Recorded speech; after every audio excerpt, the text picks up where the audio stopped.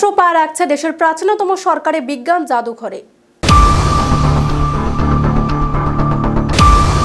কলকাতা ও সংলগ্ন এলাকার আর্থ-সামাজিক উন্নয়নে কলকাতা মেট্রোর ভূমিকাকে স্বীকৃতি দিয়ে দেশের প্রাচীনতম সরকারি বিজ্ঞান ও কারিগরি জাদুঘর বিরলা শিল্প ও কারিগরি সংগ্রহশালা কলকাতা মেট্রোর ক্রমবিবর্তনকে তাদের ট্রান্সপোর্ট গ্যালারিতে প্রদর্শন করতে চলেছে। বিশ্বে পরিবহন ব্যবস্থার ক্রমবিকাশকে তুলে ধরা হয়েছে এই গ্যালারিতে। গ্যালারিটি সর্বসাধারণের জন্য খুলে যাবে আগামী 18 মে।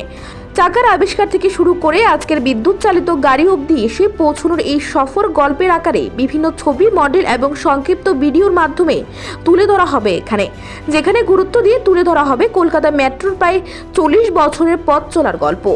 এখানে আগত দর্শকেরা নদীর নিচে দিয়ে কিভাবে মেট্রো চলাচল করে তা দেখতে পাবেন এক ত্রিমাত্রিক মডেলের মাধ্যমে। আর একটি ত্রিমাত্রিক মডেলের মাধ্যমে ভূগর্ভস্থ মেট্রো স্টেশনে বিভিন্ন স্তর, ভূপৃষ্ঠের উপরের স্তর এবং মেট্রো যাতায়াত ফুটিয়ে তোলা হয়েছে। বিভিন্ন দুষ্প্রাপ্য ও পুরনো আলোকচিত্র স্থান পেয়েছে এই গ্যালারিতে। বিশ্বের কোন কোন দেশে মেট্রো চলে এবং সেই মেট্রো কবে চালু হয়েছিল সেই ব্যাপারে সম্যক ধারণা পাওয়া যাবে এই গ্যালারিতে। বিভিন্ন দুষ্প্রাপ্য ও চিত্তাকর্ষণ সামগ্রী দিয়ে সাজানো এই গ্যালারিটি দেখে বেড়ানোর মুখে দর্শকরা দেখতে পাবে মেট্রোর পুরনো টিকিট ও স্মার্ট কার্ড।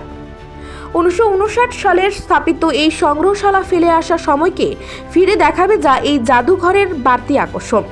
মেট্রো রেলের পক্ষ থেকে বিভিন্ন দুষ্প্রাপ্য ছবি, নকশা এবং অন্যান্য প্রদর্শন সামগ্রী দিয়ে এই গ্যালারিকে সমৃদ্ধ করা হয়েছে। আগামী দিনে ছাত্রছাত্রী, শিক্ষক শিক্ষিকা, বিজ্ঞান পিপাসু ব্যক্তি, বৈজ্ঞানিক, গবেষক এমনকি মেট্রো যাত্রীদের কাছেও এক আকর্ষক গন্তব্য হতে চলেছে এক গ্যালারি বলে মেট্রো রেল সূত্রের খবর। Bureau report, Asian Times.